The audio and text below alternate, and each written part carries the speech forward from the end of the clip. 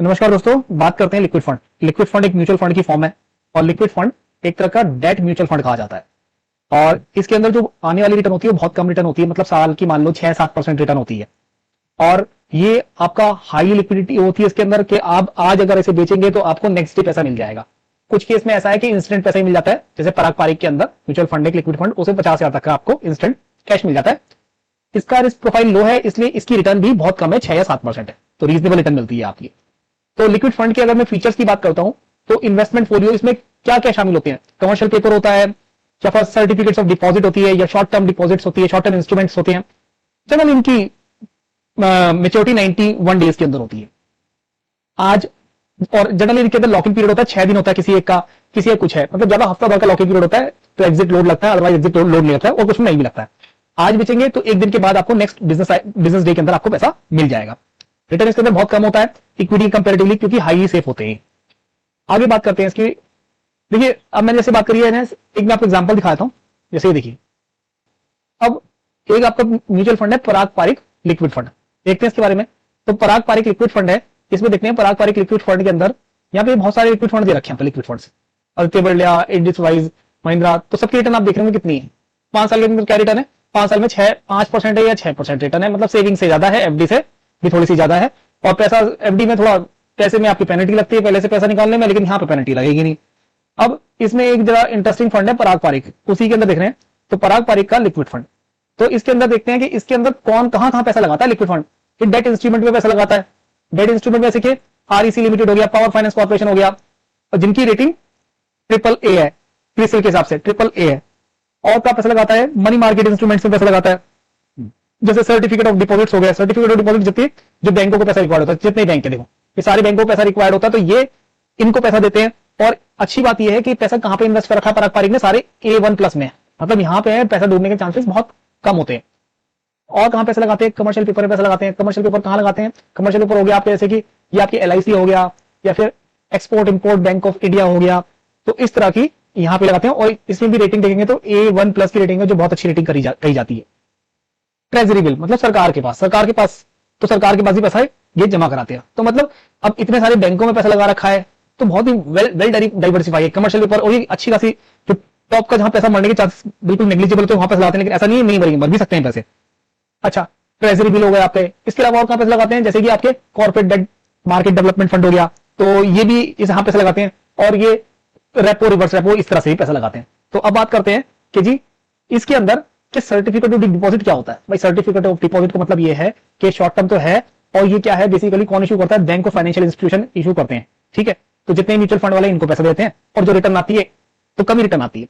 और A+1 की rating सबसे बढ़िया रेटिंग होती है, और आपको जैसे दिखाया मैंने वहां A+1 की रेटिंग है। आगे चलते हैं, मनी मार्केट इंस्ट्रूमेंट की बात करते हैं। जैसे कि मनी मार्केट इंस्ट्रूमेंट में क्या कवर होते हैं, कमर्शियल पेपर हमने देखे थे, सर्टिफिकेट डिपॉजिट हमने देखे थे, शॉर्ट टर्म डिवेंचर वो उसमें थे नहीं पराग पारिक के अंदर। अच्छा, और ये देखिए रेटिंग एजेंसी कौन सी है, क्रिसिल की रेटिंग है। अब ये बता रखा है कि ये सारे इकरा हो गया, क्रिसिल हो गया, और आपके केयर हो गया, इंडिया हो गया, तो ये सारी आपकी रेटिंग एजेंसी हो गई है जो इनको रेट करती है, जो पैसा उठाते हैं।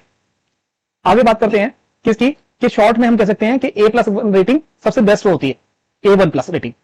मैं कहूं तो कमर्शियल पेपर के ऑन इशू करते हैं, कॉर्पोरेट इशू करते हैं, FI इशू करते हैं, जबकि सर्टिफिकेट ऑफ डिपॉजिट सारे बैंक इशू करते हैं, और ये दोनों ही सेफ बेट मानी जाती है।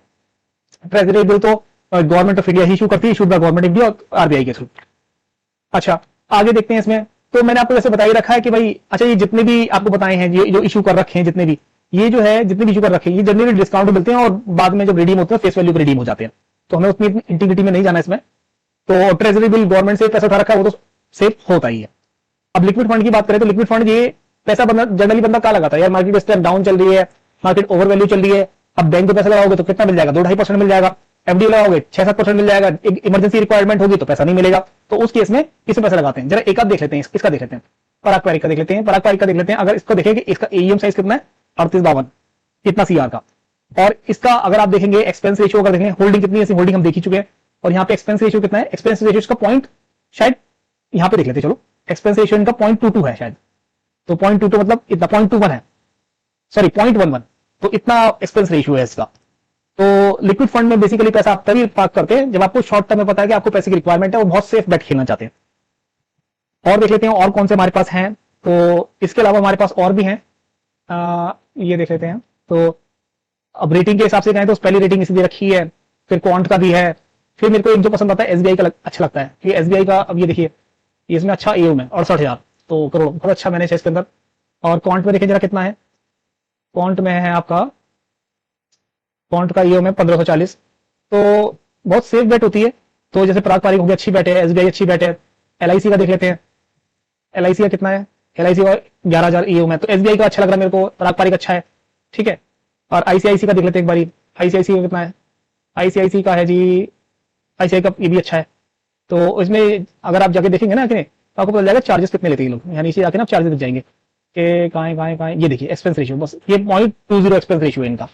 तो एक्सपेंस रेशियो है जब भी, और ये देखिए यहाँ पे लिखा होता है कि एग्जिट लोड आपको लगता है, अगर आप जो है मतलब एक दिन में निकालेंगे तो 2 दिन में निकालेंगे, 3 दिन में निकालेंगे, 4 दिन में, 5 दिन में, 6 दिन तक जनवरी का होता है लॉकिंग पीरियड, उसके बाद जब मर्जी निकालो एग्जिट लोड नहीं लगता है इसके अंदर। तो अगर आपको ये वीडियो अच्छी लगी तो प्लीज बताइए मेरे को। और देखें जरा एक बार, आईसीआईसीआई हो गया, तो अगर मैं कहूँ इसमें कौन सा ये जो अच्छे नाम है, पराग पारिक हो गया, दूसरा हो गया आपका एसबीआई हो गया, आईसीआईसीआई हो गया, निकॉन, बाकी तो ऐसे सब सेफ बेट है, लेकिन ये जाने माने नाम है तो यहाँ पे ज्यादा अच्छा यही है। चलिए मिलते हैं किसी और वीडियो में, थैंक यू सो मच।